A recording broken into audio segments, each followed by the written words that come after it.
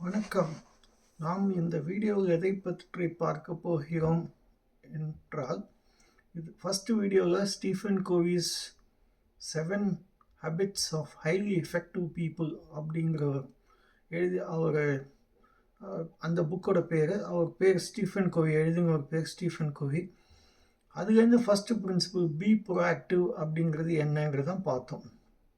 அதில் 2 இருந்தது. ஒன்று சர்க்கிள் ஆஃப் கன்சர்ன், இன்னொன்று சர்க்கிள் ஆஃப் இன்ஃப்ளூயன்ஸ். அதோட தொடர்ச்சியாக தான் இப்போ இந்த பிரின்சிபலை பற்றி பார்க்க போகிறோம். இதுக்கு பேர் begin with the end in mind. இது என்னங்கிறத கொஞ்சம் டீட்டெயில்டாக பேசணும். அதனால் இது ஒரு வீடியோவில் மட்டும் பேச முடியாது. இன்னும் ஒரு வீடியோ கிட்ட மினிமம் ஒரு வீடியோவாவது போடணும்னு ஒரு ஆசை இருக்குது. ஏன்னா 20 நிமிஷத்தில் டெஃபினட்டாக இந்த மாதிரி ஃபுல் டீட்டெயில்ஸ் சொல்ல முடியாது. இருந்தாலும் சில டீட்டெயில்ஸை சொல்லணும். Begin with the end in mind அப்படின்னா என்னங்கிறது சுருக்கமாக ஃபஸ்ட்டு சொல்லிட்டு அப்புறம் அதோட அர்த்தம் என்னங்கிறத இப்போ பார்க்கலாம். ஃபஸ்ட்டு ரஜினிகாந்த் ஏதோ ஒரு சினிமாவில் பாடுவார், எதை கொண்டு வந்தோம் கொண்டு செல்ல. அதாவது நாம் குழந்தையாக பிறக்கும் பொழுது எதையும் இந்த உலகத்தில் கொண்டு வருவதில்லை, இறக்கும்போது எதையும் கொண்டு செல்வதும் இல்லை. ஒரு பிடி சாம்பல் தான். இதுதான் அர்த்தம் அந்த பாட்டுக்கு, அந்த இதுக்கு. எதை கொண்டு வந்தோம் கொண்டு செல்லன்னு சொல்லும்போது இதே தான் வாழ்க்கை. ஆனால் நாம் இதற்கு நடுவில் நடக்கும் பல விஷயங்கள் தான் ரொம்ப மோசமான ஸ்கிரிப்டுன்னு அவர் சொல்கிறார். ஸ்கிரிப்ட் ரைட்டிங்கிற மாதிரி நம்ம வாழ்க்கைக்கே ஒரு ஸ்கிரிப்ட் இருக்குது. நம்மளே பல நெகட்டிவ் இதை அந்த ஸ்கிரிப்டில் எழுதிடுறோம். மற்றவங்க மூலமாக தான் அது கண்டிஷன் ஆகுது. பேரண்ட்ஸ் மூலமாக, ஃப்ரெண்ட்ஸ் மூலமாக, வளரும் சூழ்நிலை, சோஷியல் என்விரான்மெண்ட் சொல்லுவாங்க. அந்த ஸ்கூலு, காலேஜ் என்விரான்மெண்ட், மற்ற ஃப்ரெண்ட்ஸு, மற்ற இருக்கிற அந்த என்விரான்மெண்ட் மூலமாக தான் நெகட்டிவ் ஸ்கிரிப்ட் அப்படிங்கிறது இருக்குது. ஸோ நம்ம பசங்க பால் அபிஷேகம் பண்ணுறது, ஏதோ ஒரு சினிமா நடந்தது ரிலீஸ் ஆச்சுன்னா உடனே அங்கே போய் அவ்வளோ பெரிய கட் அவுட்டில் நின்று பால் அபிஷேகம் பண்ணுறது, அதுக்கு 1-2 பேர் இறந்து கூட போயிட்டாங்கன்னு கேள்விப்பட்டேன். இதெல்லாம் பேர் negative script. What you write as a negative script is totally your creation சொல்லலாம். ஆனால் இதை மாற்றி அமைப்பதற்கு நமக்கு 2 விஷயங்கள் இருக்கின்றன என்பதை அவர் மிக மிக கரெக்டாக சொல்கிறார். இந்த ஸ்கிரிப்டை மாற்றி அமைக்கணும்னா ஒன்றுக்கு பேர் இமேஜினேஷன். அது நம்ம வாழ்க்கையில் ரொம்ப இமேஜினேஷன் அப்படின்னா என்ன அர்த்தம்னா, நாம் ஏதாவது ஒரு விஷயத்தை ரொம்ப பெருசாக தொலைநோக்கு பார்வையுடன் ஒரு பெரிய பார்வையை கொண்டு பார்ப்பது தான் இமேஜினேஷன்.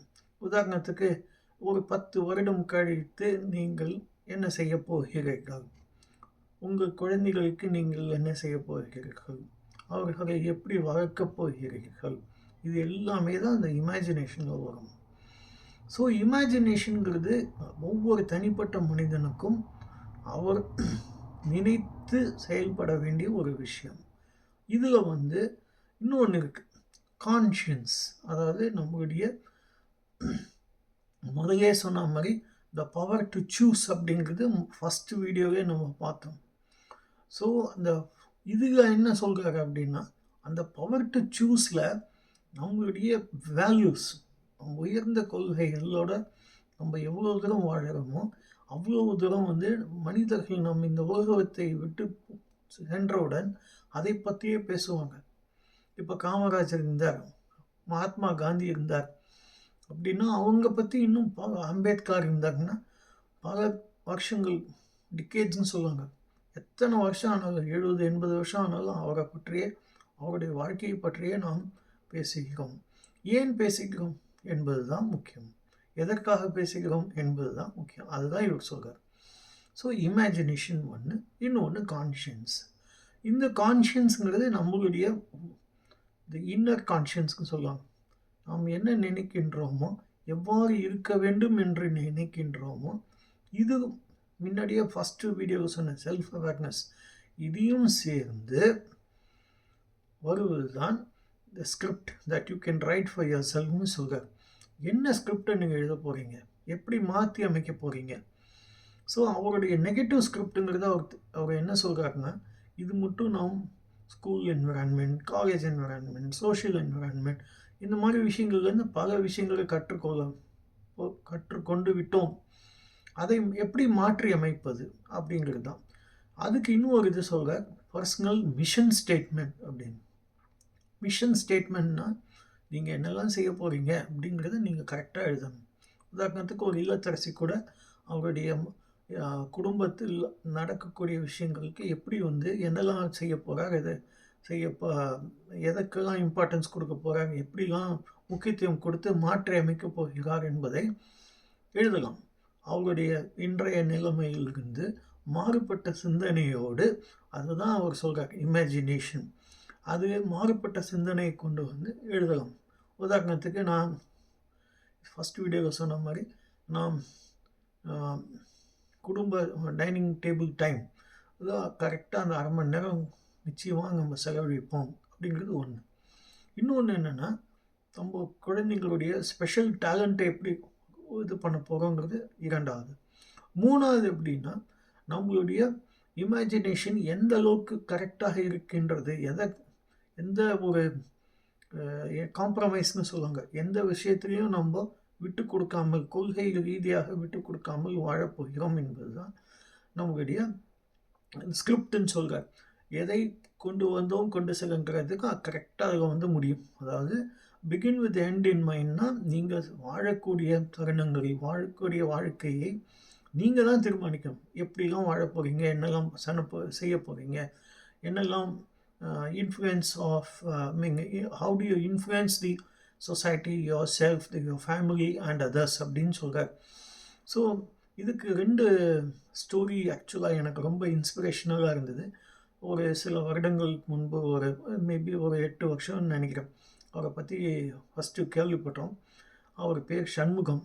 ஊடாந்துறைன்னு ஒரு ஊராட்சி ஒன்று இருக்குது, இது கட்டுக்க மேட்டுப்பாளையம் பக்கத்தில். அதை அவரை கம்ப்ளீட்டாக மாற்றி அமைச்சார். அவர் வந்து எனக்கு ரொம்ப பிடிச்ச விஷயம் என்னென்னா, அவர் ஊழலே செய்யாதவர். சண்முகம்னு அந்த ஊராட்சியில் பஞ்சாயத்தில் 8 கிராமங்களுக்கும் தண்ணீர் வசதி, ஸ்கூல் வசதியெல்லாம் செய்து கொடுத்து, அவங்களுடைய அங்கே இருக்கிற ஷெடியூல் ட்ரைப் பீப்புள் அங்கே ஜாஸ்தி இருக்கிறதா சொல்கிறார். அவங்களுடைய வாழ்க்கையை டோட்டலாக மாற்றி அமைத்து இன்று அதற்கு நேஷ்னல் அவார்ட் நிறைய கிடச்சிருக்கு, இன்டர்நேஷ்னல் ரெக்கக்னிஷன் கிடச்சிருக்கு. அவரே ஃபாரின் கண்ட்ரியில் போய் இதை பற்றி பேசியிருக்கார்.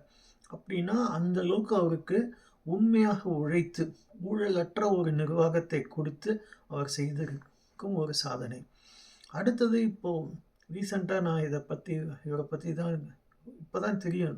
வெறும் கம்பெனி பேர் மட்டும்தான் தெரியும். அவர் இவ்வளோ பெரிய ஒரு சாதனையாளருங்கிறது இப்போ தெரியாது. தனபாலன்னு அவர் பேர். மஞ்சுரா ட்ராவல்ஸ் எக்மோரில் ரயில்வே ஸ்டேஷனுக்கு ஏற்ற மாதிரி ஒரு பெரிய இது இருக்கும், பார்த்துருப்பீங்க. அது வந்து நிர்வாகம் செஞ்ச ஒரு பேர் தனபாலன். கடைசியில் பார்த்தா திருச்செந்தூர் பக்கத்தில் ஒரு கிராமத்துலேருந்து வந்து ரொம்ப கஷ்டப்பட்டு முன்னுக்கு வந்து ஒரு பெரிய மஞ்சுரா ட்ராவல்ஸ் நிறுவனத்தை தொடங்கி இன்றைக்கு ஒரு பெரிய சாம்ராஜ்யத்தை அவர் அமைத்து இருக்கின்றார் என்பது தான். ஸோ நான் இன்னைக்கு அவரை பற்றி எல்லாரும் பேசுகிறாங்க. சமீபத்தில் மறைந்து விட்டார், இருந்தாலும் அவரை பற்றி, அவருடைய நல்ல பண்புகளை பற்றி, அவங்க ஹேண்டிகேப் பீப்புள், மாற்றுத்திறனாளிகள், டிஃப்ரெண்ட்லி ஏபிள்னு சொல்லலாம், அவங்களுக்கு ஃப்ரீயாக ஒரு இன்ஸ்டிடியூட் அமைச்சு அதில் வந்து ஃப்ரீ ட்ரைனிங் கொடுக்குறாராம். அது மட்டும் இல்லை, முடித்தவங்களுக்கு வேலையும் கொடுக்குறாரு. வேலை வாங்கி தராங்க, இல்லாட்ட வேலையும் கொடுக்குறாங்க. இந்த மாதிரிலாம் வந்து ஒருத்தர் வாழ்ந்தார் அப்படிங்கிறது கேட்கும்போது ரொம்ப ஒரு சந்தோஷமாக இருக்குது. இவங்க 2 பேர்களை பற்றி நான் இந்த வீடியோ முடிஞ்சோட இந்த டிஸ்கிரிப்ஷன் பாக்ஸில் நான் அந்த லிங்கை போடுறேன். உங்களுக்கு அது ரொம்ப யூஸ்ஃபுல்லாக இருக்கும்னு நினைக்கிறேன். ஸோ இப்போது வந்து நம்ம திருப்பி இந்த சப்ஜெக்டுக்கு போகலாம். So begin with end in மைண்ட்னா, நாம் இந்த உலகத்தை விட்டு செல்லும் பொழுது நாம் எதற்காக வாழ்ந்தோம் என்பதுதான் முக்கியம். நம்மை பார்த்து பல நம்ம குடும்பத்தார், நம்ம ஃப்ரெண்ட்ஸ், ரிலேட்டிவ்ஸ் எல்லாருமே வந்து நம்மளை பற்றி புகழ்ந்து பேசணும். நம்ம வந்து வாழ்ந்த வாழ்க்கையை பற்றி நினச்சி பார்க்கணும், எப்படிலாம் இருந்தார் அப்படின்னு. எத்தனையோ குடும்பங்களில் பார்த்துருப்பீங்க, அப்பா செஞ்ச தியாகம், அம்மா செஞ்ச தியாகம், அதை பற்றி இன்னும் கூட பேசுகிறவங்க இருக்காங்க. இன்றைய சூழ்நிலையில் இதெல்லாம் முடியாமல் போகிறது சார். எக்கச்சக்கமாக டிஸ்ட்ராக்ஷன் இருக்குது. மொபைலு, இந்த லேப்டாப்பு, வாட்ஸ்அப்பு, ஃபேஸ்புக்கு, இன்ஸ்டாகிராம் எல்லாம் உண்மை தான். ஆனால் இதையும் தாண்டி தான் நீங்கள் செய்யணும்.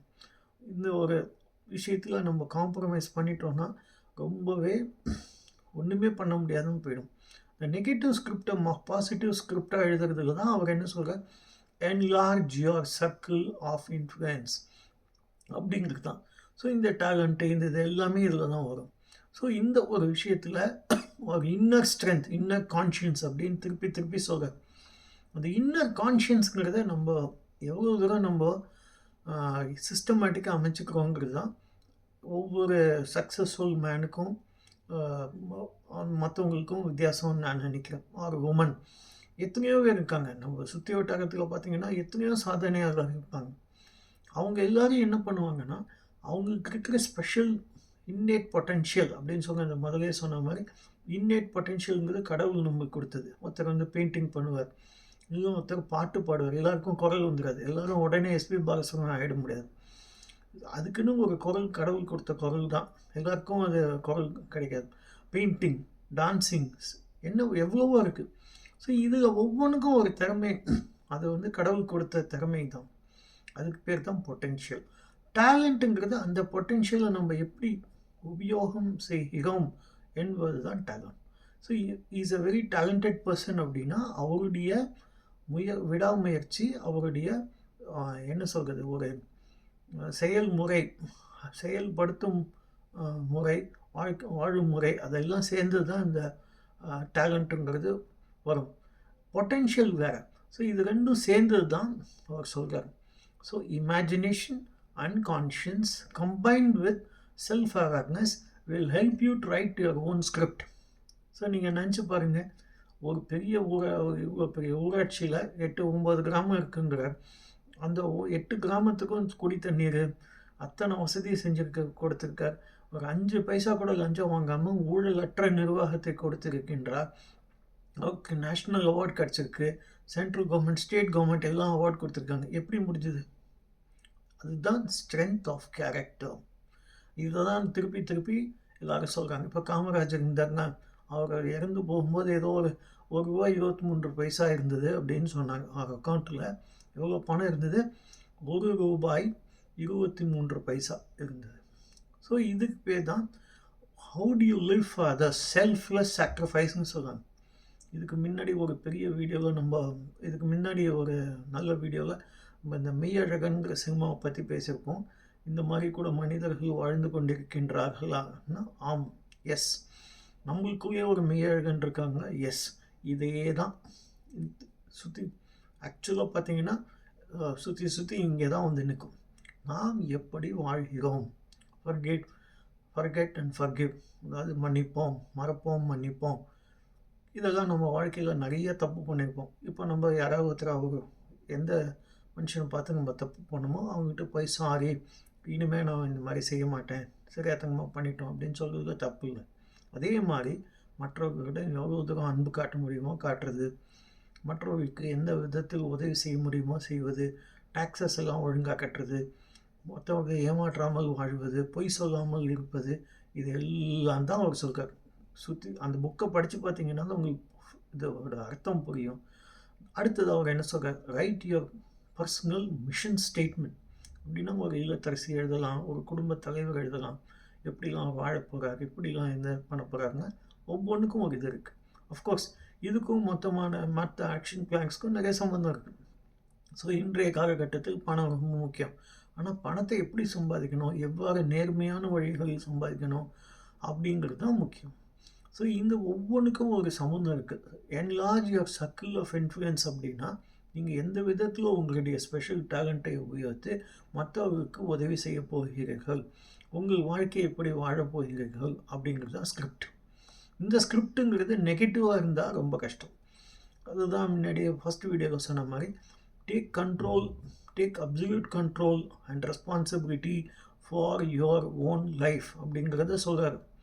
நாம் கரெக்டாக நம்ம அதை செய்யணும், இதுக்கு எனக்கு நானே பொறுப்பு அப்படின்னு சொல்லணும். ஐயோ இது ஜோசியம், அது வந்து கிளைமேட் சரியில்லை, அரசியல் சரியில்லை, அது சரியில்லை, எதுவுமே அந்த மாதிரி பேசிக்கிட்டு இருந்தோம்னா வாழ்க்கையில் எதுவுமே செய்ய முடியாது. ஸோ நாம் எதற்காக வாழ்கிறோம், எதற்காக நாம் உயர்ந்த கொள்கைகளுடன் வாழ வேண்டும் என்பது தான் இந்த begin with end in mind அதோட சாராம்சம். இதை முக்கியமானது பர்சனல் மிஷன் ஸ்டேட்மெண்ட் அப்படிங்கிறது. அந்த புக்கை படித்து பார்த்தீங்கன்னா உங்களுக்கு கண்டிப்பாக புரியும் இன்னும் டீட்டெயில்டாக. ஆனால் சில விஷயங்களை நான் சொல்கிறேன். ஸோ ஃபஸ்ட்டு வீடியோவில் நம்ம பார்த்த மாதிரி டேக் டோட்டல் கண்ட்ரோல் அப்படின்னா ரெஸ்பான்சிபிலிட்டி. நான் என்னுடைய வாழ்க்கைக்கு நானே பொறுப்புங்க. நான் இதுக்கு முன்னாடி ஒரு வீடியோவில் அந்த அட்டாச்சு டிட்டாச்மெண்ட் பற்றி நம்ம பேசியிருப்போம். அட்டாச்சு டிட்டாச்மெண்ட்டை இதுலேயும் கொண்டு வரலாம். எதுலாம் பற்று இருக்கணும் அப்படிங்கிறத யோசிச்சுட்டு எதுலாம் பற்று இல்லாமல் இருப்பது தான் டிட்டாச்மெண்ட். அனாவசியமாக எக்கச்சக்கமான டைம் ஸ்பெண்ட் பண்ணி டிவி சீரியல் பார்க்குறது, இல்லாட்டா எக்கச்சக்கமான டைம் ஸ்பெண்ட் பண்ணி அரசியலை பற்றி பேசிக்கிட்டு இருக்கிறது, வீட்டில் அவங்க மற்றவங்ககிட்ட கூட நம்ம அரசியலை பற்றி பேசுகிறது, இப்படிலாம் இருந்தால் ரொம்ப கஷ்டம். ஸோ நம்ம நம்மளுடைய வாழ்க்கையை நம்ம அமைச்சுக்கோங்க. அப்போ மனசுக்குள்ளே இருக்கலாம், ஆனால் அது வெளியில் பேசக்கூடாது. ஏன்னா மற்றவங்க அது பிடிக்காமல் போயிடும். ஏன்னா அவங்களுக்கு அது அரசியல் கொஞ்சம் கூட விருப்பம் இல்லாதவர்களாக இருப்பாங்க. இதெல்லாம் பார்த்தீங்கன்னா எல்லாம் சுற்றி வந்த டைம்.